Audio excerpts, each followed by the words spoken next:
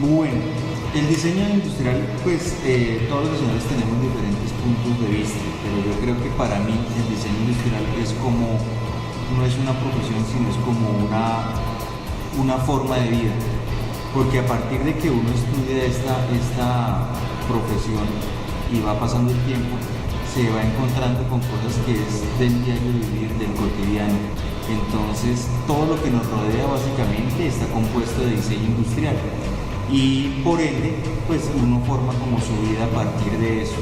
Entonces, me parece que el diseño industrial es una forma de vida más que una profesión.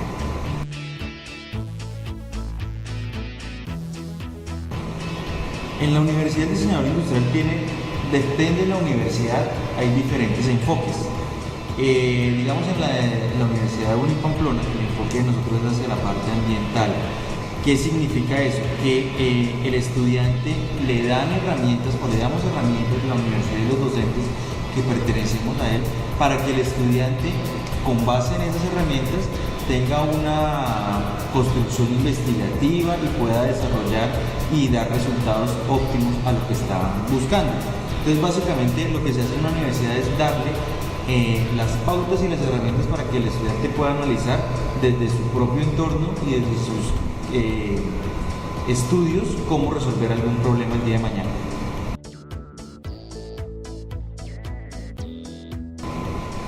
Pues a mí me parece que todo, o sea, yo siempre lo he comparado con que uno estudia arquitectura y termina haciendo espacios para vivir o para transitar.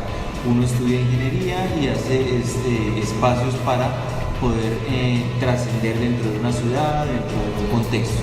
El diseño industrial es eso, uno necesita de artefactos, de objetos, todo el tiempo y día a día, que lo hacen es, primero interactuar con ellos y lo segundo, interactuar con las demás personas. Entonces, para mí, los objetos que uno puede dar son como los posibilitadores para que haya una interacción tanto entre los seres humanos como entre los mismos objetos y el ser humano.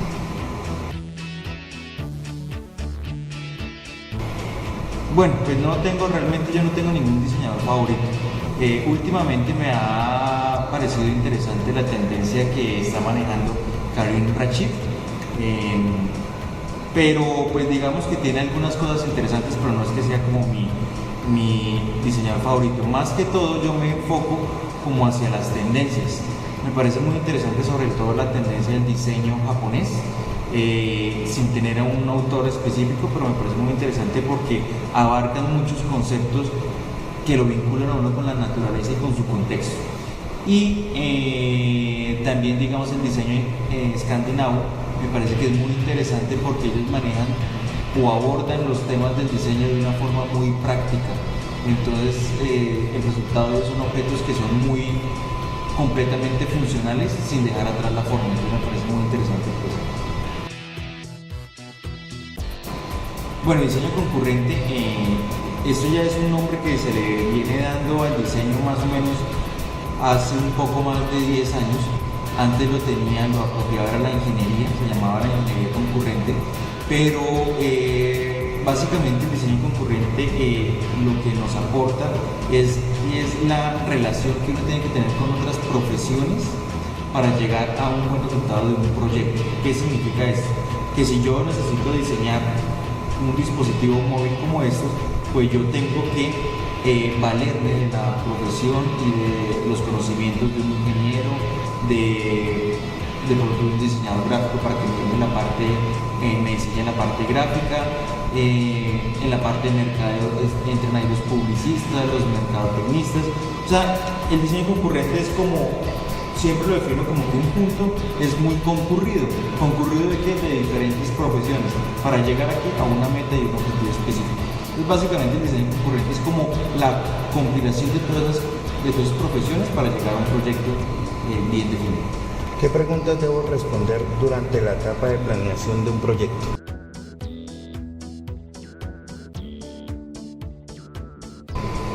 Esta etapa, basándonos en la herramienta que es el diseño concurrente, básicamente lo que nos enseña, lo que nos aporta es que tenemos que planear todo antes de empezar a hacer, porque se han visto casos tiempo atrás, donde uno inicia proyectos sin tener una visión general de qué es lo que va a hacer, cómo lo va a hacer, a quién se lo va a hacer y cómo va a llegar ese producto. Entonces uno lo que hace es de pronto como empezar a lanzar ideas al vacío y pues no tienen como una retribución o una respuesta favorable. Entonces la idea de la planeación es como tener una mirada de a dónde voy a llegar yo y cómo lo voy a hacer. Es básicamente eso. Cuando nosotros tengamos claros en nuestra cabeza eso, de qué es lo que yo quiero llegar a hacer, pues se nos va a facilitar mucho más el proceso de diseño.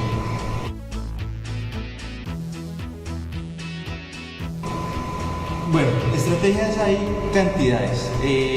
Básicamente las estrategias yo también lo podría llamar como tendencias o como de pronto qué otras metodologías de diseño hay. Entonces, pues básicamente yo aconsejo que no hay una metodología totalmente exacta ni verídica, sino que uno puede estudiar varias metodologías y llegar a una sola como producto de uno, o puede uno basarse en cualquiera de las que haya estudiado. Para mí me parece que la herramienta de diseño componente es muy estratégica porque abarca muchas cosas en muy poco tiempo. Estamos hablando de proyectos que se desarrollan entre 6 y 1 año.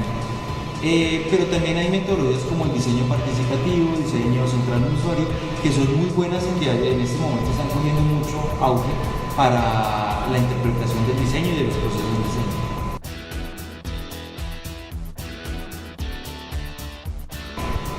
Bueno, los sistemas siempre que hablamos de un objeto siempre va a estar dividido o subdividido en sistemas y subsistemas. Los sistemas son todos como los grupos grandes en que se divide un objeto. Por decir, un celular se divide en su parte del display, en la parte en algún momento del teclado, la parte de interacción de volumen y encendido. Entonces, esos son pequeños sistemas que lo componen. Entonces, sistema de volumen, sistema de display, sistema de teclado, tal. Y cada uno de esos sistemas aborda unos subsistemas más pequeñitos, que son como los que hacen que funcione ese sistema. Entonces realmente cuando uno divide un proyecto o un producto o un objeto por sistemas y subsistemas en su mente, aclara mucho más el funcionamiento de ese elemento y así puede dar mucho más fácil la respuesta a una forma, porque recordemos que forma y función tienen que hoy en día ir de la mano. Antes se decía que la función daba la forma y viceversa, la forma a la función. Hoy en día no, la forma va atada a la función. Entonces, al dividirlo en otros sistemas y subsistemas, entendemos mucho más claro, con mayor claridad en nuestra mente lo que queremos hacer. Bueno, aquí este temita ya es mucho más interesante porque, como si nosotros recordamos, el diseño industrial es interdisciplinar.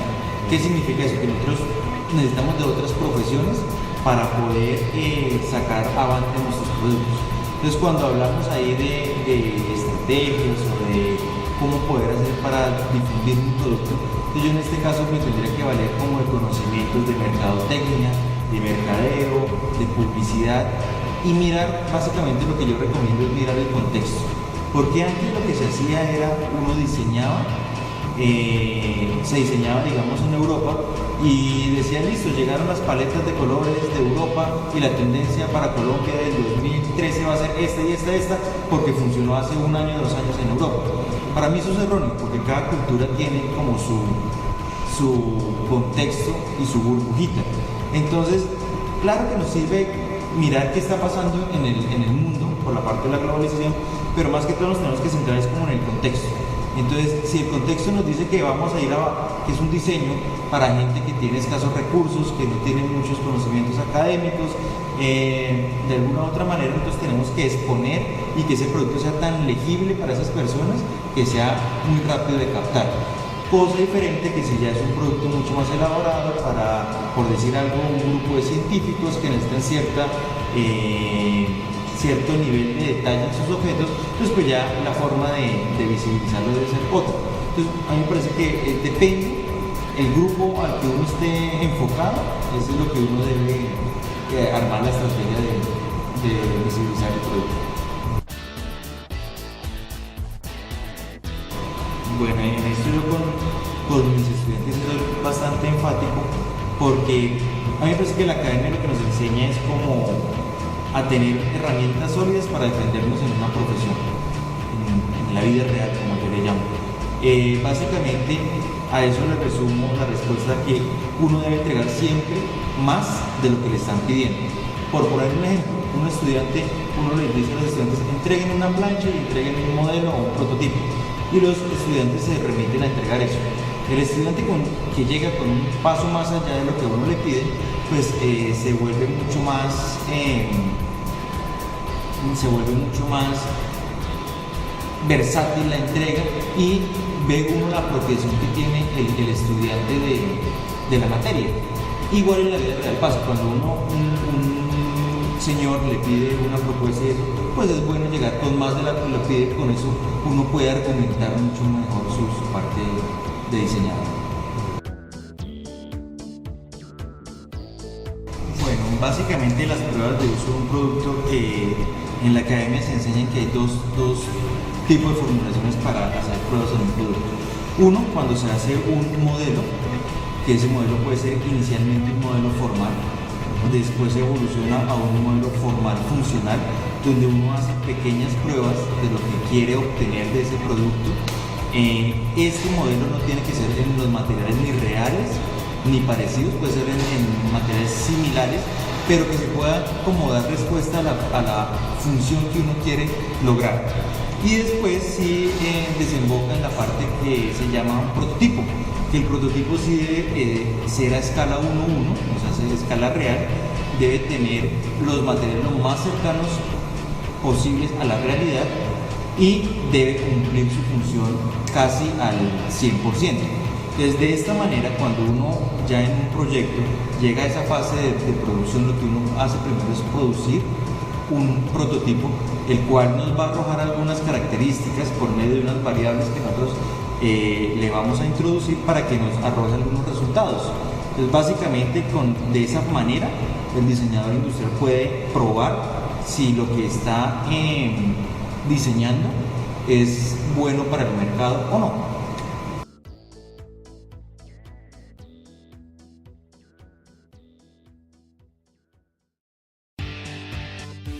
El diseño industrial es un área, es un campo muy amplio donde las personas pueden generar alternativas a la vida diaria, a la vida cotidiana.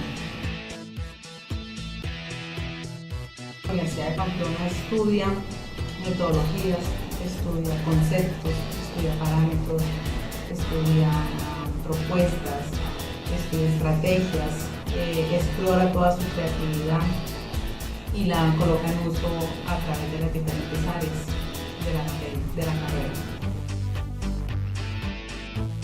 El diseñador industrial se puede desempeñar en cualquier área, tanto industrial como independiente.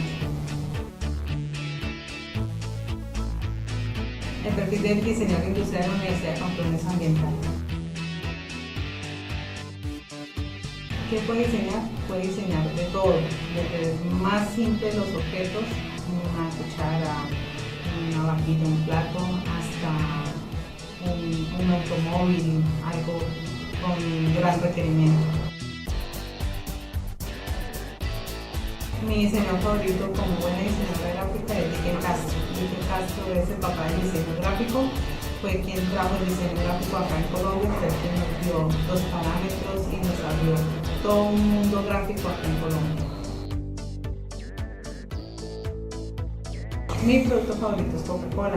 Me gusta Coca-Cola porque fue quien dio la pauta en carteles cuando empezamos y retomamos y recordamos imágenes de Coca-Cola en sus primeras publicidades, su primera identidad eran esos carteles sofisticados con damas antiguas, muchos adornos y poquito a poco fue poniendo un estilo que aportó mucho a la industria gráfica. El proyecto que recientemente he realizado es la imagen corporativa para el supermercado Los Montes. El supermercado Los Montes cambió de imagen y se inauguró aproximadamente hace un mes y es la que está actualmente y va a estar en varios lugares, en varias zonas, porque están colocando varios establecimientos en diferentes zonas de la ciudad.